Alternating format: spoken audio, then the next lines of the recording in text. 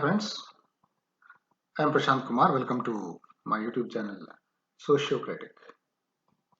We are discussing 10th standard social science today. Let us discuss about the public finance and budget. So which is the fourth lesson in the economics. Dear friends, do you know about the income of your family? Your parents, how much income they have? And from which sources they have income, do you know? So many people don't know about that. We can't ask us. So okay, how they get the income?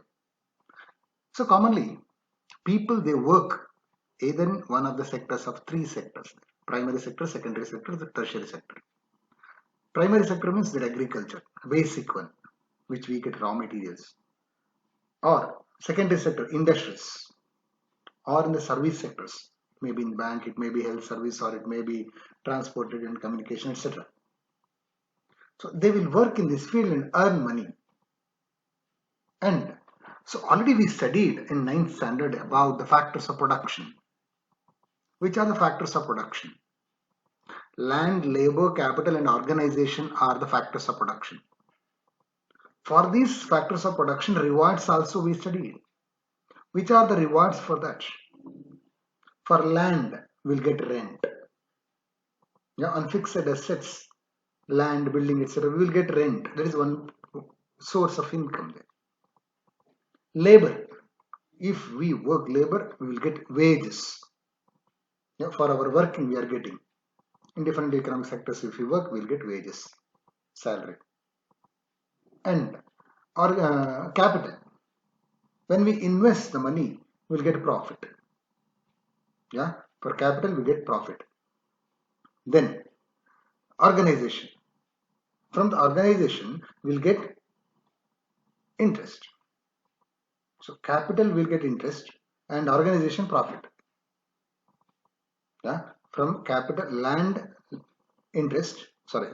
rent, labor wages, and capital interest, and also organization profit.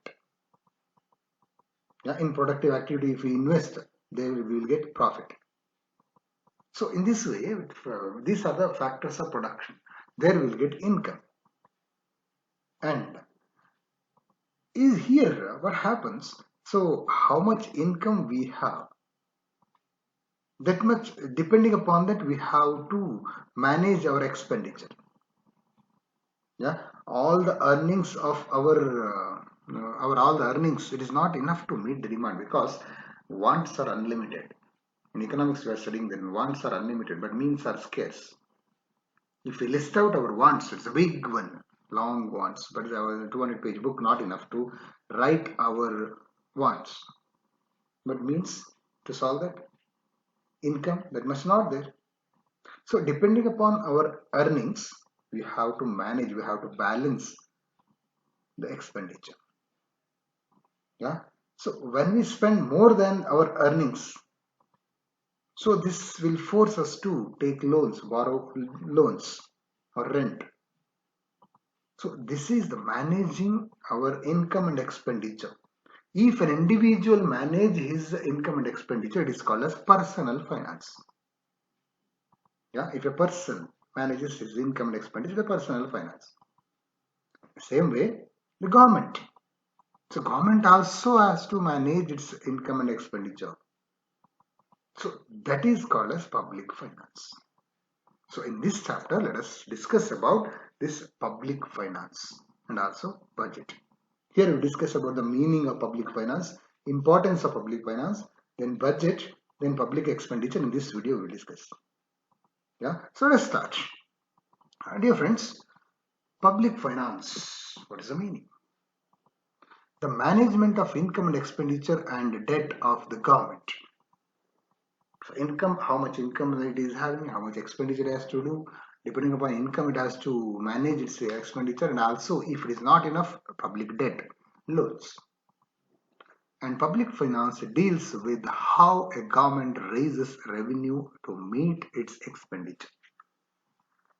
Yeah, here personal finance and public finance, small differences are there. Personal finance, there First, we calculate the income. On the basis of our income, depending upon our income, we calculate the expenditure. But government not like that. Public finance, there they will calculate the expenditure first. Depending upon the expenditure, they raise the revenue or income. There's a difference. And personal finance will not publish that one. It is our secret one. And public finance, they will publish that through newspaper, news, etc. It's a public money. So, okay, the government's activities of mobilizing revenue, incurring expenditure, and raising loans are the part of fiscal policy. They are the parts of its fiscal policy. It's financial policy. Yeah, monetary policy, what we call fiscal policy. So, what is a monetary policy? Government activities to mobilizing revenue, how it get the income, and incurring expenditure, how spend money, and raising loans if it is necessary. That is, it's a fiscal policy. Okay. Next, what is the importance of this? Yeah, what is the importance of public finance? Actually, uh, here the public finance increases the growth rate and usually spends the revenue whatever it collected through taxes etc. It will collect, no? So that one they will use for the development of economy.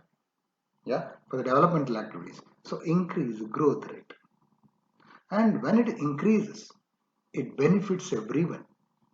It has to look at the human welfare society, equal distribution of wealth. The government should look after that. So benefits everyone. And government may spend more during recession and control expenditure during inflation. So it has to balance that. It has to maintain the economy. There should not be any fluctuation. If it is fluctuation, then it spends more during recession and control expenditure during inflation. We already discussed in the previous lesson. To regulate the economic activities, to control the economic activities, this public finance helps a lot. And also it helps to prepare, analyze and evaluate the annual budget. With the help of this public finance, we can prepare the public budget, annual budget, and we can analyze that, we can evaluate the annual budget. For this purpose, the public finance is very, very, very important. Yeah. So next let us discuss about what is budget. Government prepares the budget every year. And in India, the financial year starts from the April 1st. April 1st to March 31st is a financial year. So academic year we starts from June to April. But this one, it is not like this. April 1st it starts, March 31st it ends. And budget for the next financial year, for example, before March 31st, the government should prepare the budget for the next year, next financial year. And now itself, before 31st, before April 1st, they have to present that in the parliament. They have to place it. The finance minister, he will declare the budget. He will read the budget and discuss in the both in the houses of the parliament, and they have to get the approval for that. After getting passed in both the houses, in 9th standard I studied about that. After getting passed in both the houses, then it will go to the consent of the president. After that, it will move, and the budget will be sanctioned. Yeah, and then what is budget then? What is budget? The statement of estimated income and expenditure of a year prepared by the government. For one financial year, the government will prepare how much expenditure we have to do, how much income we'll get, so that is budget. Okay, the finance minister presents the central budget in the Lok Sabha in February or March. Before the end of March 1st, they have to get passed by the parliament. And here, the budget is of three types. They are surplus budget, deficit budget, and balanced budget.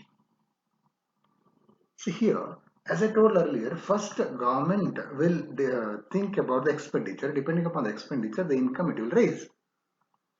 So depending upon this, the three types.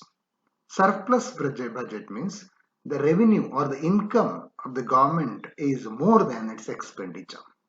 Government's revenue is more than expenditure, then it is called a surplus, extra, excess it is there. Deficit budget. When the revenue of the government is less than expenditure, then the income is less, expenditure is more, that is deficit budget. And balanced budget. When the revenue and expenditure are equal, then it is a balanced budget. So commonly, the government normally they prepare a deficit budget and try to spend more to achieve economic progress. So deficit budget is suitable and best for the developed countries, developing countries and underdeveloped countries. So more they have to spend money for the economic development. And access whatever they need, that one they will take loan, etc. So this is about the budget. Next we have to discuss about public expenditure. So here public expenditure is incurred, that is expenditure incurred by the public authorities like central and state governments and local governments to satisfy the collective social wants of the people. To satisfy the collective, not one person's want, collective wants, because it is a democracy, the collective wants, it should be fulfilled. To satisfy the collective social wants of the people, the expenditure incurred by the public authorities like central government, state government and local government. So that is public expenditure. Yeah. And so they have to think about the welfare of the people while doing expenditure. They have to think about the welfare of the people and also economic development, especially in the developing countries. They have to think about this. It has to create and maintain conditions conducive to economic development. It has to create that. It has to maintain that conditions. What condition? Conducive to economic development, which should help in the economic development. Such condition they have to create and maintain. It has to improve the climate of investment. More and more investment necessary. When investment increases, so then what happens? The flow of money increases, employment opportunity increases, economic development possible. So everything will develop. Yes, and it should provide incentive to save, invest, and innovate. Yeah? The public expenditure should provide incentive to save money, to invest money, and to innovate new one. So like entrepreneurship. And it should help in acceleration of economic growth and ensure economic stability. The public expenditure should be like this, simply not doing expenditure, simply not using money. It should help in accelerating, speed up the economic growth and ensure economic stability necessary. There should not be any fluctuation. Then it is useful. Yeah. So these are the main things they have to keep in mind while doing a public expenditure. And now we have to think about what are the goals of public expenditure. What is the intention? What are the goals? So promote faster economic development, accelerate, speed up. As early as possible, economy should be developed. So that should be the goal. And promote industry, trade and commerce. To do that economic growth, economic development, they have to promote industries. They have to promote trade and commerce. And promote agriculture and rural development. The poverty should be rooted out. And their agriculture, food scarcity, etc. solved. They have to mechanized farming, etc. necessary. And promote, balance the regional growth. So one region is improving more, another region lagging behind. No, balance the regional growth, important one. All the areas, all the regions should develop and build socio-economic overheads. They have to build socio-economic overheads. Example, roads they have developed, railways they have developed, dams, power supply, etc. Power projects. They have to develop all these things. That will help in the economic development and that will help to provide all the facilities to the people. And promote full employment. It should try. Through the public expenditure, government should try to promote full employment. It is not so easy like highly populated country like India, but it should try. Yeah, promote full employment, maximize social welfare. We have to maximize the social welfare. Welfare society is very important one. Equal distribution of wealth, important one. Whatever the expenditure they do, whatever the facilities they provide, everyone should get that one. No one should be exempted from that. So like that, these are the goals of public expenditure.